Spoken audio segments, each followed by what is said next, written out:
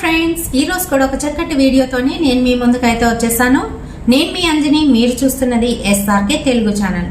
మరి ఈ రోజు మన పక్కింట్లో ఏం జరుగుతుంది సిరీస్ కి స్వాగతం సుస్వాగతం అండి.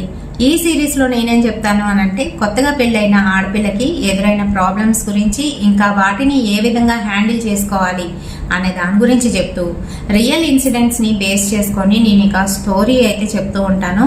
మరి మీకు జరిగిన రియల్ ఇన్సిడెంట్స్ ని నాతో ఇక్కడ షేర్ చేసుకోవాలి, స్టోరీగా వినాలి అనుకుంటున్న వారు డిస్క్రిప్షన్ బాక్స్ లోని నా ఇన్స్టాగ్రామ్ లింక్ అయితే పిన్ చేస్తున్నాను. అక్కడికి వచ్చి అదే మీ రియల్ ఇన్సిడెంట్స్ ని నాతోనైతే షేర్ చేసుకోవచ్చండి. మరి ఇంకెందుకు ఆలస్యం, లేట్ చేయకుండా ఈరోజు వీడియోలోకి వెళ్ళిపోదాం. సో పెళ్ళైన అమ్మాయికి ఎటువంటి ప్రాబ్లమ్స్ ఎదురవుతాయి, ఎవరితో ఏ విధంగా ఉండాలి, కొంచెంగా ఆదమరుపుగా ఉంటే ఎలాంటి తప్పులు జరుగుతాయి అనే దాని గురించి అయితే చెప్పబోతున్నాను. ఈ కాలంలోనే కాదు, ఆ కాలంలో కూడా ఇలాంటివి చాలానే జరిగాయి. ఇంట్లోనే ఇద్దరు అన్నదమ్ములు అయితే పెద్దవాడికి పెళ్లి అయితే చేశారు. చాలా చిన్న అమ్మాయి, 12 ఏళ్ళు డిఫరెన్స్ అయితే ఉంటాయి వాళ్ళిద్దరికి. ఆ అమ్మాయిని ఇచ్చి అయితే పెళ్లి చేశారు. పెళ్లి చేసిందే కాకుండా వెంటనే వేరు కాపురం అయితే పెట్టేశారు. ఎందుకనంటే అబ్బాయి ఉద్యోగం చేస్తున్నాడు వేరొక ఊర్లోని. ఆ ఊర్లోనే వాళ్ళకి ఇల్లు తీసి ఇద్దరిని కూడా అక్కడైతే పెట్టడం జరిగింది. అత్తమామలు ఊర్లోనైతే ఉంటున్నారు వ్యవసాయం పనులు చేసుకొని. ఈ అమ్మాయికి ఆ చిన్న కొడుకు ఎవడైతే ఉన్నాడో వాడిని కూడా అప్పచెప్పేసి, వీడు కూడా ఊర్లోనే ఉంటాడు, సిటీలో ఉంటే కొంచెం జాబ్ వేరం వస్తుంది, చదువుకుంటున్నాడు కదా, చదువుతూ జాబ్ ట్రయల్స్ అయితే చేస్తున్నాడు అనమాట. వీళ్ళతోనే కలిసి ఉండేవాడు. సో సరే, ఇంకా ఏంటి అని అంటే, భర్తకి ఎలాగా అయితే భోజనం పెడుతుందో, ఏ రకంగా చూసుకుంటుందో అలానే కొడుకు కింద భావించి తను ఏజ్లో చిన్నదా అయినప్పటికీ కూడాను మరిదిని అయితే చూస్తుంది.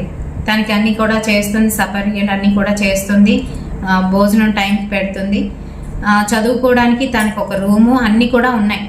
అయితే ఇలానే ఒక 1 మంత్ అయితే గడిచింది. మరి వాళ్ళిద్దరూ కొత్తగా పెళ్ళైన వాళ్ళు ఏ రకంగా ఉంటారు చెప్పండి.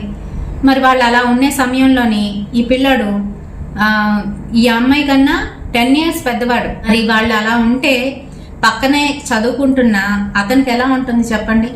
మరి అయితే అలా ఉంచకూడదు అని పెద్దవాళ్ళైనా వీళ్ళకి తెలిసి ఉండాలి, అత్తమామలకి. లేదంటే వీళ్ళైనా జాగ్రత్తగా ఉండాలి. మరి రెండూ జరగలేదు. వాళ్ళు ఏంటంటే ఫ్రీగా ఉన్నారు, వాళ్ళకి కొత్తగా పెళ్ళయింది కదా, వాళ్ళ రూమ్ లో వాళ్ళు ఉండేవారు. తన రూమ్ లో ఉండకుండా వాళ్ళ రూమ్ లోకి తొంగి చూడడం, వాళ్ళు ఏం చేస్తున్నారు, ఎలా ఉన్నారు, ఏంటో అనేది ఈ అబ్బాయి అయితే గమనించడం మొదలు పెట్టాడు. ఇద్దరు ఏంటంటే నార్మల్ గానే ఉన్నారు. అండ్ అలాగే అమ్మాయి భావన ఏంటి అని అంటే, వాళ్ళ ఆయనకి తమ్ముడు కాబట్టి కొడుకు మాదిరిగానే చూసుకోవాలి, అందుకే కదా అత్తమామలు అప్పచెప్పారు మాకు అన్నట్టుగానైతే ఉంది. అయితే మరి ఇలానే ఒక నెల అయితే గడిచింది. తన భర్త ఆఫీస్లోని ఏదో పని మీద మరొక ఊరికైతే పంపించారు. పంపించినప్పుడు అతను తమ్ముడికి అయితే అప్పచెప్పాడు వాళ్ళ ఆవిడ్ని.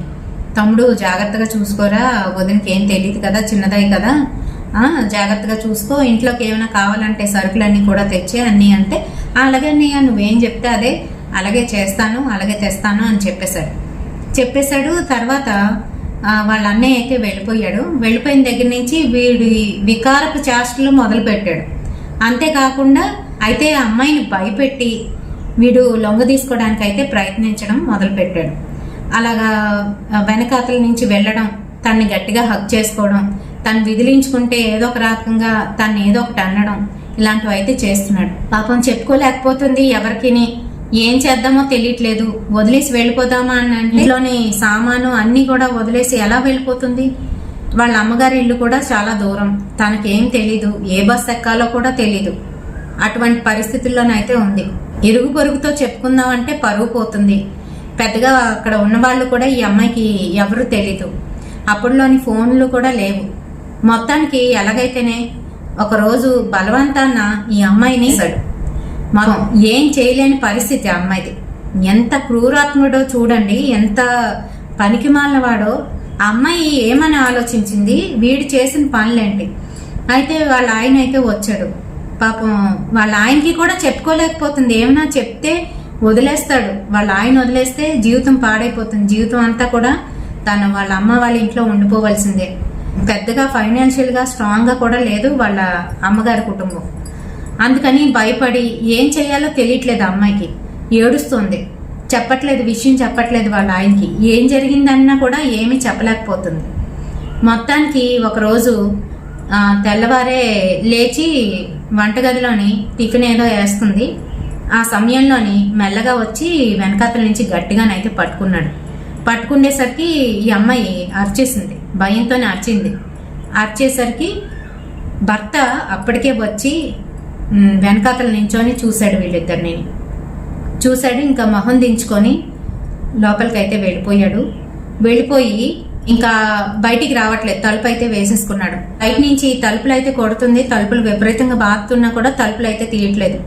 ఈ సిగ్గుమాలిన వాడు ఉన్నాడు కదా, వీడు వెళ్ళి తలుపులు అయితే బదలు కొట్టాడు. వెళ్ళి చూసేసరికి అతను అప్పటికే హ్యాంగ్ చేసేసుకున్నాడు. మరి అమ్మాయి బతికి ఏమవుతుందని ఇద్దరు కూడా ఆలోచించలేదు. నేను ఇలా చేయడం వల్ల నా భార్యకి ఏమైనా కొంచెమైనా మంచి జరుగుతుందా అనేది అతను ఆలోచించలేదు. నన్ను తల్లిలాగా చూసుకుంటుంది కదా, నేను ఇలా ఈ తప్పుడుగా చూడకూడదు అని వీడు ఆలోచించలేదు. అయితే మొత్తానికి పెద్దవాళ్ళు ఏం చేశారో తెలుసా అండి?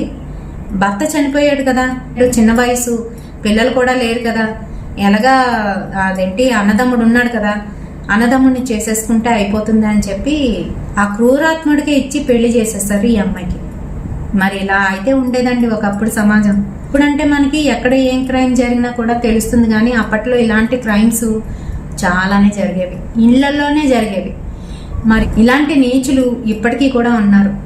వాళ్ళని ఏ విధంగా మనం ఎదుర్కోవాలి అనేది తెలుసుకొని మనం వాళ్ళ చేతుల్లోకి వెళ్లకుండా మనకి మనమే జాగ్రత్త పడాలి, మనకి మనమే డిఫెన్స్ చేసుకోవాలి.